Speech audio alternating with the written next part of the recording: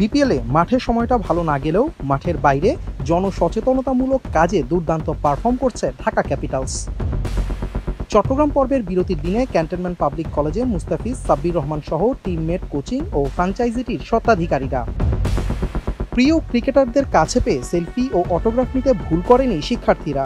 Physical music show ও display শেষে এমন আয়োজনের জন্য পুরো টিমের পক্ষ থেকে শিক্ষার্থী ও আয়োজকদের ধন্যবাদ জানানো হয় এবং মোবাইল অ্যাডিকশন ও মাদক থেকে দূরে থাকার জন্য পড়াশোনার পাশাপাশি খেলাধুলা ও এক্সট্রা কারিকুলাম অ্যাক্টিভিটির বিকল্প নেই জানান ঢাকা ক্যাপিটালসের কোচ ও খেলোয়াড়রা।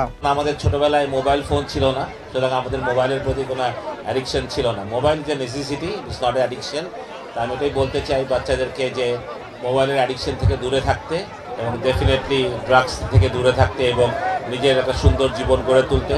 তুমি যদি স্পোর্টসম্যান হও, নাথিং লাইক ইট। যদি না হও, দেশের জন্য অনেক কিছু করার আছে। ডাক্তার, ইঞ্জিনিয়ার বা আরও অনেক বড় পেশা নিয়ে যেতে পারবে। ঢাকা, সিলেট বা অন্যান্য ডিভিশনগুলোতে যেন এগুলা প্রকাশ পায়, যাতে করে স্পোর্টসের মান বাড়ে এবং শিশুরা যেন মাঠে আসে, মোবাইল রাইখা যেন মাঠে আসে এবং তাদের যে সময়টা আছে, শৈশবটা আছে, ওটা যেন মাঠে কাটে। मैंने ये परफॉर्मेंस देखा बच्चों का, बहुत अच्छा लगा और वेरी टैलेंटेड बॉयज है यहाँ का। মুস্তাফিজ, সাব্বিরদের উপস্থিতিতে কৃতজ্ঞতা জানান সাবেক শিক্ষার্থী ও কলেজটির অধ্যক্ষ। আনুষ্ঠানিকতা শেষে শিক্ষার্থীদের সাথে প্রীতি ফুটবলে অংশ নেন ক্রিকেটাররা। আদিল আহমেদ শান, চ্যানেল আই।